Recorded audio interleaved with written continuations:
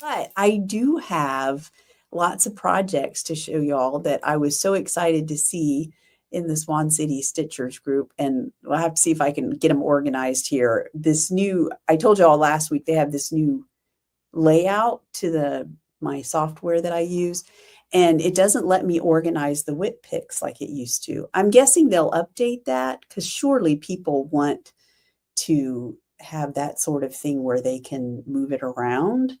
And right now, my only option is to move to the top. So of the list, and I don't want everything at the top of the list. So anyway, it is what it is. But so we'll see in what order your projects show up. So first of all, this was the picture of Anne's awesome elf socks, as she called them, that I had meant to show last week and didn't get it up. She's using Red Letter Day, Leprechaun, and Swan White. And of course, because I did not get them shown last week, she managed to finish them this week, which is awesome. And I love it. The sister socks. I love that whole opposites on from one sock to the other. That's very cool. That is right up my alley. I love that so much. And then I also snagged this, even though this is not a fresh FO. Laura was kind enough to post her little Lulu sweater that she knit out of Oh Christmas Tree. How awesome is that? And I don't know, I suspect, Laura, did you manage your skeins here, like alternate skeins? I want to say no. I think Laura is not someone who does that. I think she lets the speckles fall where they will, which is very cool and beautiful in this particular case. So she did good. And then let's see, what else do we have? What, I have no idea what's next. Oh, okay. So this came off of Instagram. This is Penny, and Penny knit the Summer Nights sweater, and she knit it out of Swan Song. I want to say, I don't remember what base that is, but she did a really good job. It's beautiful. The fit is awesome. I love it. So I wanted to show that. There was another one from Instagram as well, but let's see. Is it possible?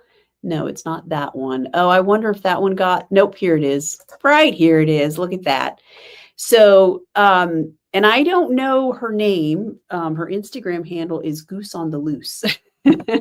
I do know that she used the Spring Pastels mini set to knit these socks. And I think that might be the sprinkles is the kind of the main colorway that's running through there. And she said that she used a Summer Lee knits pattern that she modified. So she didn't actually name the pattern. I just know that it's a Summer Lee knits pattern, but it looks gorgeous. I love the way that she mixed up the colors and did the different stripes on the different socks. Obviously, I love that. And then Lonnie posted this picture. This is the Shine Bright shawl she's making great progress on with the Good and Plenty colorway. There is, I don't know if you can see it in there, there's a beautiful lace work. And she mentioned in the post that it would look good with, obviously with a solid or a tonal solid, or even something lightly speckled as well. The lace patterns would really shine there, but it looks great in the Good and Plenty colorway as well. So it's beautiful. All right, then let's see. I want to show. So Linda Frank posted these. These are part of her Christmas in July, the fiber challenge, which I say absolutely works. The main colorway there is mild mannered, and then she used Gemini for her cuff and toes, and the pattern is called Rhinebeck Roomies, which I love.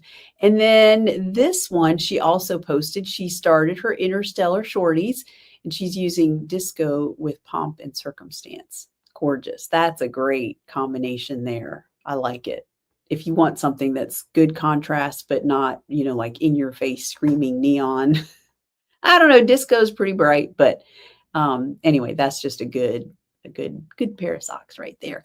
And then, not to be outdone, Tish also started her Interstellar Shorties, and she's using That is, oh, I wrote it down. Sweet cherry pie and then burnt butter is the contrast color there.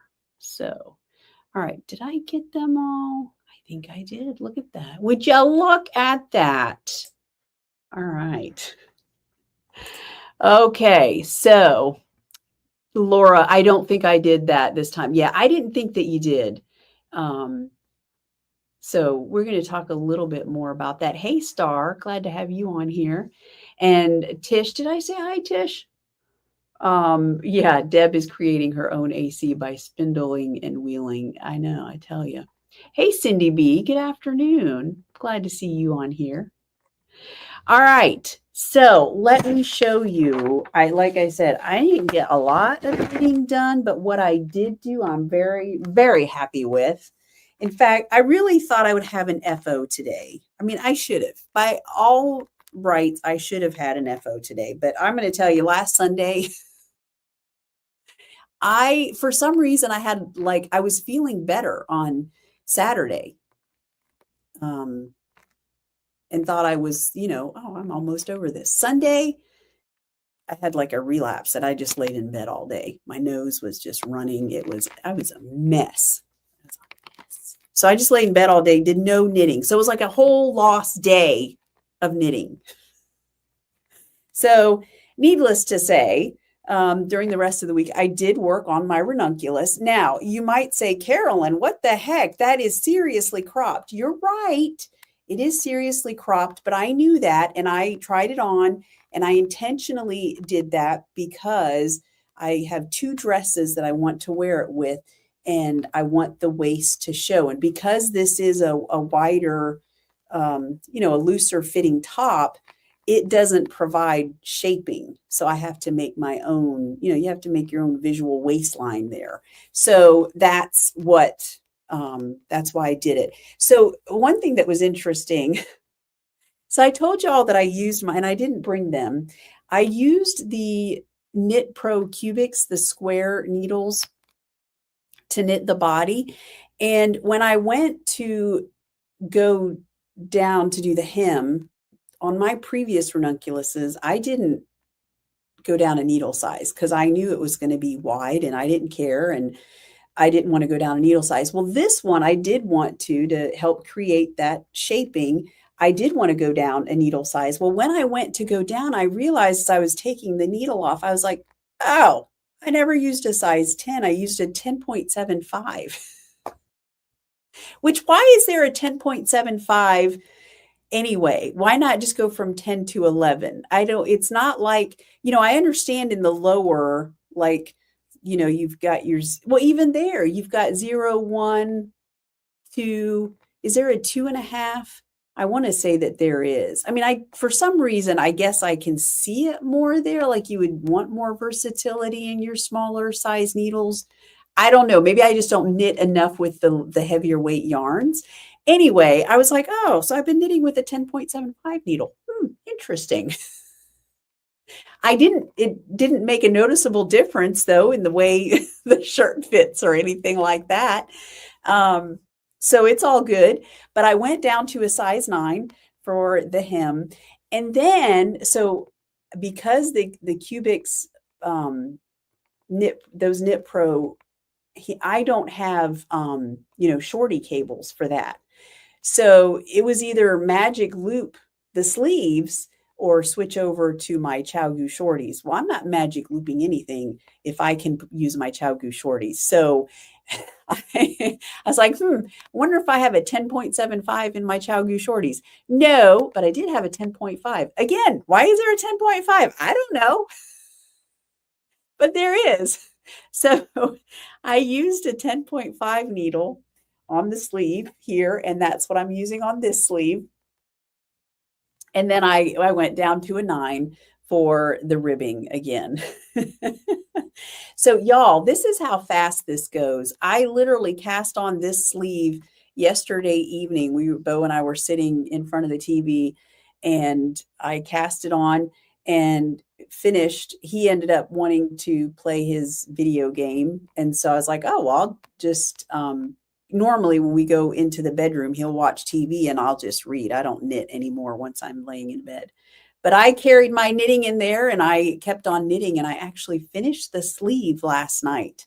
So I finished that and then cast on this, and I was knitting on it a little bit this morning, but I had to do shipping and other things got in the way. So I have not, I literally have, I think like, I don't know, 5 rows of knitting and then 8 rows of the ribbing to do.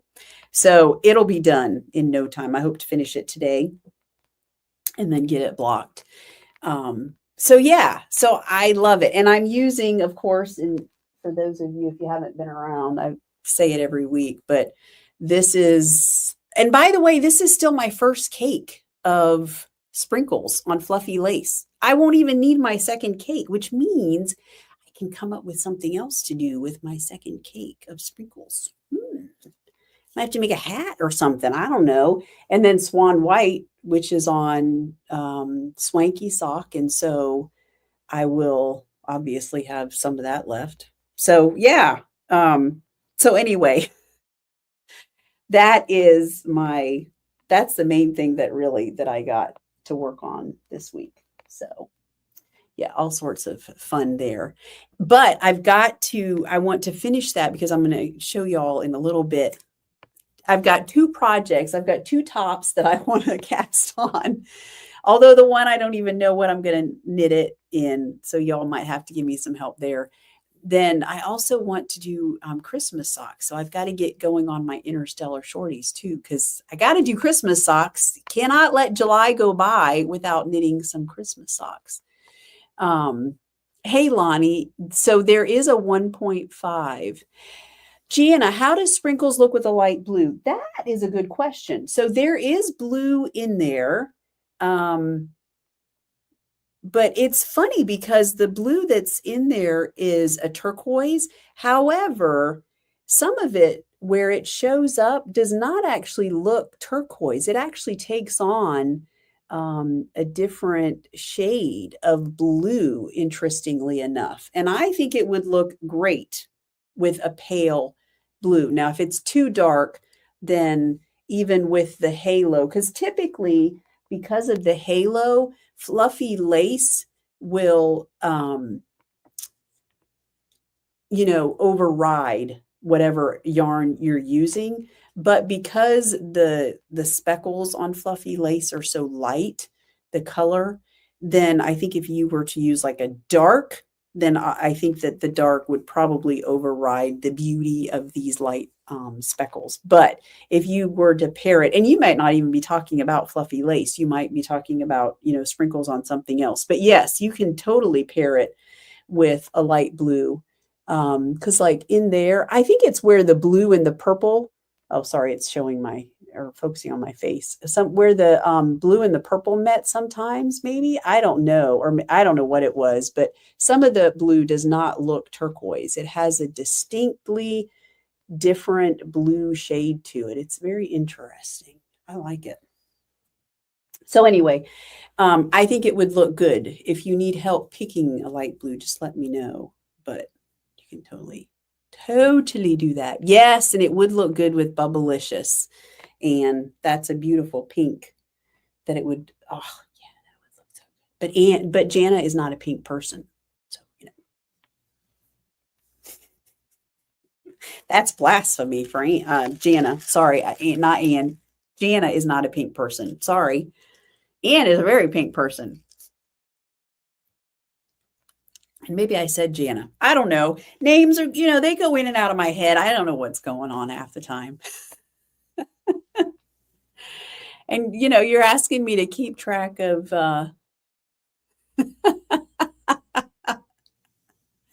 oh, she's okay, Ann. You don't have to apologize to her. It's all in good fun, and she's a good sport. She may not like pinks, but she is a good sport about it. I like it. Do y'all know that I made a pink for Jana once called Stinky Pink? I haven't made Stinky Pink or dyed up Stinky Pink in a long time. And you might like Stinky Pink. Did you ever see it? That was a long time ago. But I bring it back from time to time. I'll do a Stinky Pink.